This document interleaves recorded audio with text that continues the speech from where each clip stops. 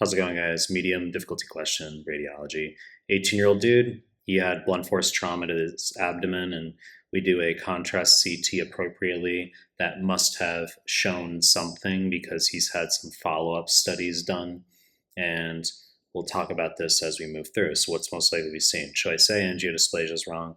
This is patients over the age of 55, tortuous superficial vessels in the colon that can be friable and bleed, and it's one of the important causes of iron deficiency anemia in elderly. So you have to rule out GI blood loss. It could be diverticular bleed, it could be colorectal cancer, your big red flag, it can be angiodysplasia. There's actually something called Heyde syndrome, Heyde syndrome, which is aortic stenosis associated with angiodysplasia. It shows up in one of the offline NBMEs. They say dude was arguing with his wife and had chest pain. That's your aortic stenosis, syncope, angina, dyspnea you can get. And he also had blood in the stool, and a colonoscopy sometime earlier showed no abnormalities. So they're saying it wasn't cancer, and the answer is angiodysplasia. Okay? Wrong fucking answer. Choice B, diverticulitis, diverticulosis, both wrong. Okay, so I'll tell you the distinction. Diverticulosis just means the presence of diverticula, usually in the sigmoid colon. 50% of patients in the United States over the age of 60 have diverticulosis, and they can be asymptomatic or sometimes they can bleed. That's it, diverticulosis. If one of them becomes inflamed and the patient now has left lower quadrant pain and fever over the age of 55, that's diverticulitis until proven otherwise.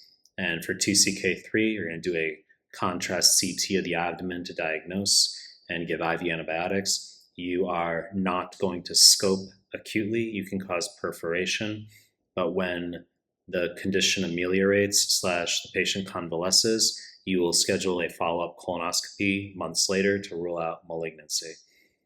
Wrong fucking answers. Choice D, diverticulum, correct answer. We're pointing at a Meckel diverticulum here. Slightly unusual question because you can do a technetium 99 scan called a Meckel scan and diagnose, which USMLE wants you to know.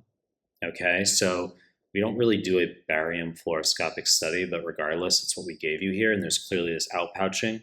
Now, some of you are going to be very confused. Let me give you some value here. This notion of the rule of twos, where age 2, some students say, oh, I thought that had to be kids. It's fucking wrong.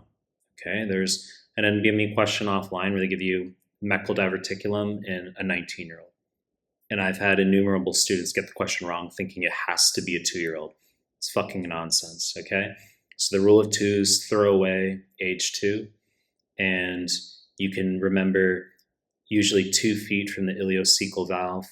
You can remember 2 types of heterotopic tissue, very high yield. Gastric and pancreatic tissue can grow inside of it and cause bleeding, leading to anemia. That's really high yield for USMLE.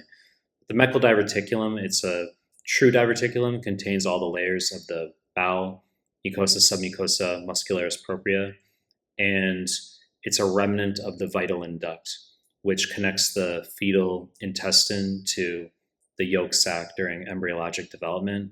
It should normally close by 5 to 9 weeks gestation when the placenta can take over, but sometimes it doesn't completely close and you get different abnormalities, but Meckel is the high yield one.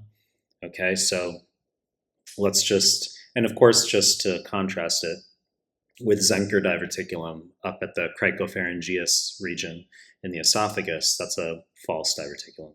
So failure canalization is fucking wrong. So this is going to be duodenal atresia, double bubble sign on abdominal x-ray, bilious vomiting in a neonate. It may or may not be associated with Down syndrome. And of course, the high yield contrast is pyloric stenosis, which is non-bilious, forceful projectile vomiting.